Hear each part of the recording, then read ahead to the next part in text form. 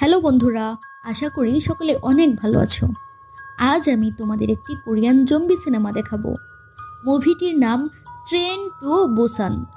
মনে করেন কোনো একদিন আপনি ট্রেনে করে আপনার গন্তব্যস্থলে যাচ্ছেন, আর তখন ওই ট্রেনে একটি ঘটনার কারণে আপনি বাদে পুরো ট্রেনের মানুষ জম্বি হয়ে যায়। আর তখন আপনি তাদের হাত থেকে বাঁচার জন্য নানা সমস্যার মোকাবেলা করেন। এমনই এক ঘটনা নিয়ে এই সিনেমাটি নির্মিত হয়েছে। তো চলুন জেনে নেওয়া যাক এই সিনেমার গল্পটি।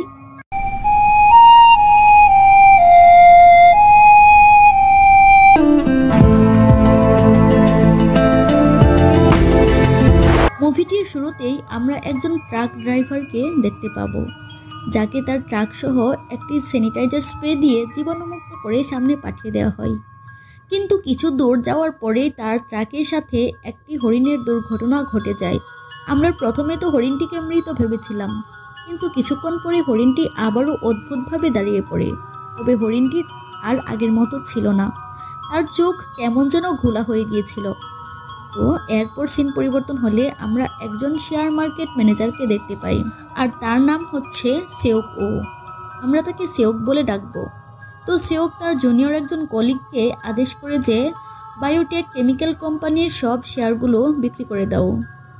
আর তার কলিগ প্রথমে সেই শেয়ারগুলো বিক্রি না করার বিভিন্ন কারণ দেখালেও সেওক তার কথাই অটল ছিল। এরপর সেওক তার মেয়ের জন্য গিফট কিনে বাড়িতে ফিরতে থাকে। আসলে কয়েকদিন আগেই সেওক আর তার স্ত্রীর সাথে ডিভোর্স হয়ে গিয়েছিল, আর সে তার মেয়েকে নিয়ে তার মায়ের সাথে একই বাড়িতে থাকতো।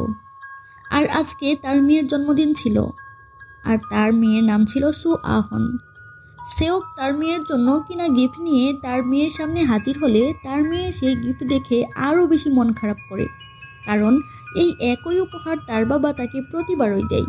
আর সু আহন তার মায়ের কাছ থেকে আলাদা থাকতো, যার কারণে সে এবার তার বাবার কাছে তার জন্মদিনের উপহার হিসেবে তার মায়ের সাথে দেখা করিয়ে দেওয়ার কথা বলে।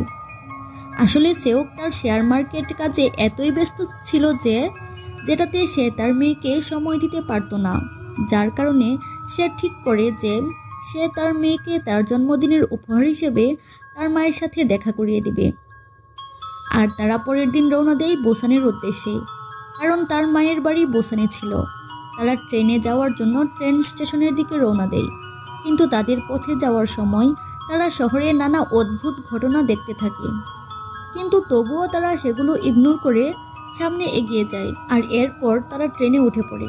আর ট্রেন ছাড়ার আগে ট্রেনে বিনা টিকিটে একটি মেয়ে উঠে পড়ে, আর এটি ছিল তাদের জীবনের জন্য সবচাইতে বড় বিপদ। আর আমরা মেয়েটির পায়ে একটি বড় কাটার চিহ্ন দেখতে পাই। এরপর ট্রেনে সেওক ঘুমিয়ে পড়ে, তাই তার মেয়ে তাকে একা রেখেই ওয়াশরুমে চলে যায়। আর ততক্ষণে পায়ে আঘাত পাওয়া মেয়েটি অনেক অসুস্থ হয়ে পড়ে, আর তাকে সাহায্য করতে ছুটে আসে ট্রেনের এক মহিলা কর্মকর্তা। কিন্তু সেই মেয়েটি ততক্ষণে জম্বিতে পরিণত হয়ে গিয়েছিল। আর সাথে সাথেই সেই মেয়েটি সেই মহিলা কর্মকর্তাটির উপর আক্রমণ করে দেয়, আর সেই মহিলা কর্মকর্তাটিও আস্তে আস্তে জম্বিতে পরিণত হয়ে পড়ে। আর এভাবেই এক এক করে ট্রেনের প্রত্যেকটি মানুষ জম্বিতে পরিণত হতে থাকে। আর তখন বগিতে দৌড়াদৌড়ি শুরু হয়ে যায়। আর তখন সেওকও ঘুম থেকে উঠে পড়ে, আর সে তার মেয়েকে পাশে না দেখতে পেয়ে তাকে খুঁজতে থাকে। আর এক পর্যায়ে বাথরুমের সামনে সু আহনকে দেখতে পেয়ে সে তাকে কোলে নিয়ে পালিয়ে চলে আসে পেছনের এক নিরাপদ বগিতে। আর তাদের পেছনে আসতে থাকে হাজার হাজার জম্বি, কিন্তু সেই বগির দরজা বন্ধ থাকায় তারা ভেতরে আসতে পারছিল না। আর সেই বগিতে একজন গর্ভবতী মহিলা, যার নাম কিয়ং, সে কাচের দরজায় পানি ছিটিয়ে পেপার লাগিয়ে দেয়, যাতে জম্বিরা আর এত ধাক্কাধাক্কি না করে। আর সেই গর্ভবতী মেয়েটির স্বামীর নাম ছিল সেং। তো এখন পরিস্থিতি কিছুটা শান্ত হলে ট্রেনের চালক রেডিও দিয়ে সবার সাথে যোগাযোগ করে বলে যে ট্রেন আসলে বুসান পর্যন্ত নিয়ে যাওয়া সম্ভব না।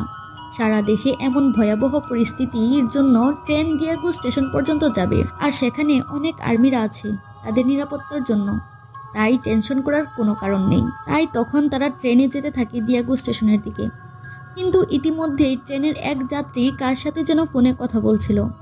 ফোনে কথা বললে জানতে পারে যে আসলে দিয়াগু স্টেশন একদমই নিরাপদ নয়। আর এই কথোপকথন শুনে ফেলেছেও, তাই সেও তার একজন ক্লায়েন্টকে ফোন করে সেখানকার পরিস্থিতি জানার জন্য। সেও জানতে পারে যে দিয়াগো স্টেশন এখন আর নিরাপদ নেই। সেওক তাকে বলে যে আমি তোমাকে দামি দামি অনেকগুলো শেয়ার ফ্রিতে দেব, তুমি আমাকে সেখান থেকে নিরাপদে বের করো প্লিজ। আর তখন সেওক এর ক্লায়েন্ট তাকে বলে যে ঠিক আছে, তুমি তাহলে মেন গেট দিয়ে বের না হয়ে পূর্বের গেট দিয়ে বের হও, আমি সেখানে তোমাকে রিসিভ করে নিব।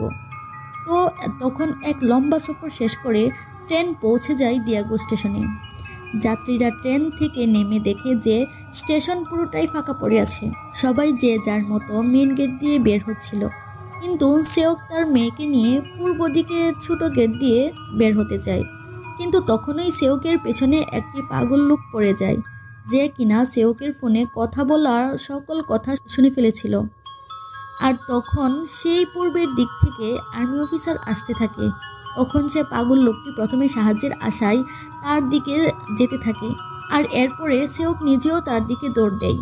কিন্তু তখনই তারা দেখতে পায় যে সেই আর্মিটির পেছনে ছিল অনেকগুলো জম্বি আর্মি, আর তারা ছুটে আসছে তাদেরকে ঘায়েল করতে। আর অন্যদিকে মেইন গেট দিয়ে যাত্রী বের হতে থাকা লোকদের উপরও হাজার হাজার জম্বিরা আক্রমণ করে দেয়। তারা প্রাণপণ ছুটে বাঁচতে থাকে, আর এতে অনেক লোক মারাও যায়। আর তখন সেখানে সু আহনের উপরেও একটি জম্বি আক্রমণ করে দেয়, কিন্তু সেখানে স্যাং এসে তাকে বাঁচিয়ে নেয়। তো তখন তারা সবাই মিলে সামনে এগিয়ে আসতে থাকে, কিন্তু বগিতে থাকা সেই পাগল লোকটিকে বাঁচাতে গিয়ে সেওক জম্বিদের চোখে পড়ে যায়। তারা দৌড়ে চলে আসে নিরাপদ বগিতে, কিন্তু দরজা পুরোপুরি বন্ধ করার আগে জম্বিরা মাথা হাত পা দিয়ে সেই দরজা আটকে ফেলে। আর তখন স্যাং কোনোরকম তার সর্বশক্তি দিয়ে দরজাটি ধরে রেখেছিল, আর সেওক লড়াই করছিল সেই সকল জম্বিদের বিরুদ্ধে। আর সেওকদের অপর পাশের বগিতেই ছিল সেই সুস্থ মানুষেরা। মিন প্রাণপণ চিৎকার করতে থাকলেও কেউ তার ডাকে সাড়া দেয় না, কেউ তাকে দরজা খুলে দেয় না, বরং তারা তার গার্লফ্রেন্ড কিমের মুখে চেপে ধরে থাকে আর দরজা আরও শক্ত করে লাগিয়ে দেয়। মিন তার হাতে থাকা বেসবল ব্যাট দিয়ে ক্রমাগত দরজায় আঘাত করতে থাকে। সে নিজেদের জীবন বাঁচানোর শেষ চেষ্টা করতে থাকে, কিন্তু এতক্ষণ ধরে স্যাং এর দরজা ধরে রাখা সম্ভব ছিল না। তার হাতে এক জম্বি কামড় মারে। স্যাং তার স্ত্রীর চোখের সামনে ধীরে ধীরে জম্বিতে পরিণত হতে থাকে। আর তখন একদম শেষ মুহূর্তে মিন অপূর্বকী দরজা ভেঙে ফেলতে পারলেও স্যাং এর ধরে থাকা সেই দরজা ভেঙে জম্বিরা তার উপর আক্রমণ করে দেয়। কিন্তু স্যাং তার জীবনের সর্বশেষ সময়েও নিজের সর্বোচ্চটা দিয়ে জম্বিদের আটকায় আর বাঁচিয়ে দেয় তার স্ত্রীর পেটে থাকা সন্তান আর তার স্ত্রীকে। আর তখন তারা কয়েকজন নিরাপদে বগিতে পৌঁছে যায়, কিন্তু তারা নিরাপদে পৌঁছে গেলেও তাদের এ যাত্রায় সেই বৃদ্ধ মহিলাটি এবং স্যাং এর জীবন হারাতে হয়। আর তখন নিরাপদ বগিতে পৌঁছেও সেওক ইয়ংসুকের উপর আক্রমণ করে বসে।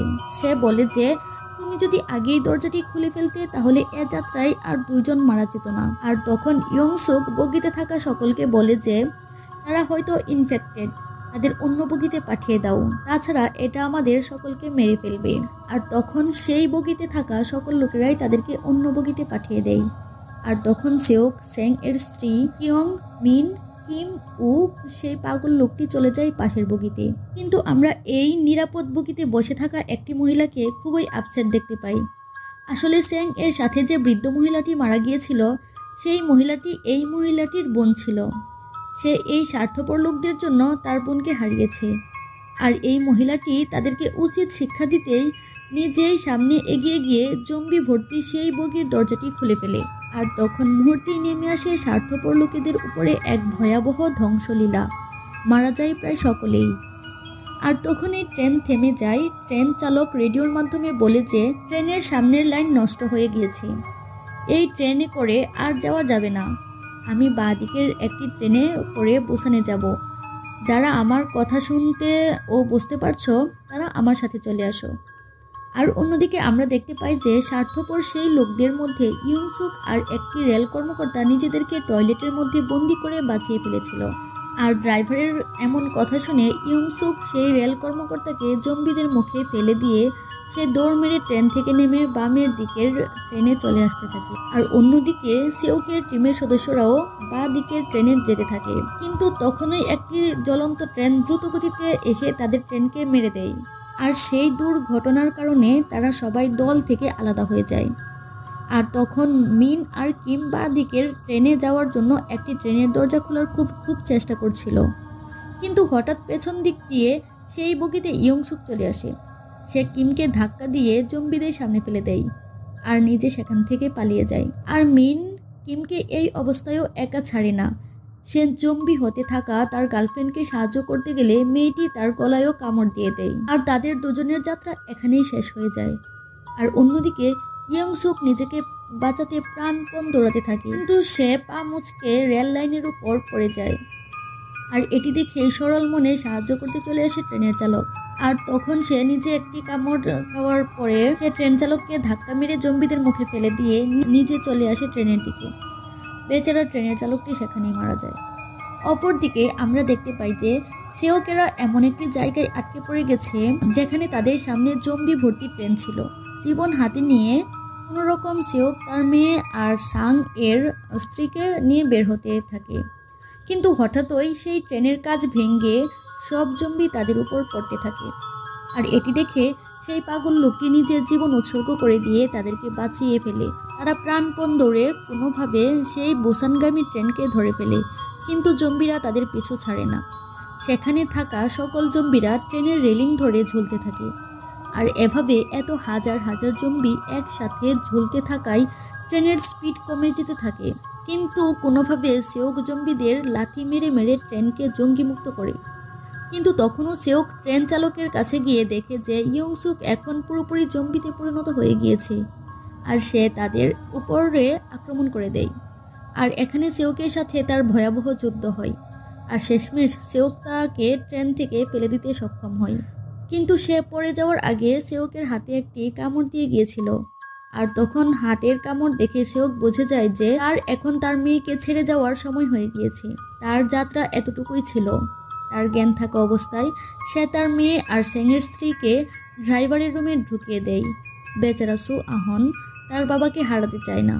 সে যে কোনোভাবে তাকে তার সাথেই রাখতে চায়, কিন্তু সেওকের যে আর সময় নেই। সে ট্রেনের এক প্রান্তে এসে দাঁড়িয়ে পড়ে। সেওক তখন আস্তে আস্তে জম্বিতে পরিণত হতে থাকে। এমন সময় তার মেয়েকে প্রথমবার করে দেওয়ার কথা, প্রথমবার সেই ফুটফুটে চেহারাটি দেখা, এই সকল স্মৃতি মনে করতে করতে সে ট্রেন থেকে লাফ দেয়। সে নিজের মেয়েকে বাঁচাতে বিসর্জন দেয় নিজের জীবন। তো এরপরে আমরা দেখতে পাই যে সাং এর স্ত্রী আর সু আহন পৌঁছে গেছে বুসান পর্যন্ত। সেখানে আর্মিরা দেওয়াল তুলে বন্দুক নিয়ে বসেছিল।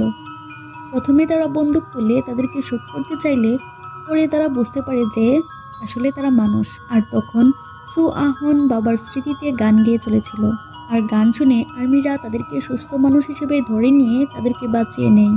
তো মুভিটি এখানেই শেষ হয়ে যায়। মুভিটি তোমাদের কাছে কেমন লেগেছে অবশ্যই কমেন্ট করে বলে দিও। আর ভিডিওটি যদি ভালো লেগে থাকে তাহলে অবশ্যই একটি লাইক করে দাও, আর আমার চ্যানেলটি সাবস্ক্রাইব করে পাশে থাকা বেল বাটনটি অলে ক্লিক করে দাও, যাতে পরবর্তী ভিডিওর নোটিফিকেশন সবার আগে তোমার কাছে পৌঁছে যায়। তো দেখা হচ্ছে পরবর্তী কোনো মুভি এক্সপ্লেনে। সে পর্যন্ত ভালো থেকো, সুস্থ থেকো, এই কামনা করে আজকের ভিডিওটি এখানেই শেষ করছি। আল্লাহ হাফেজ।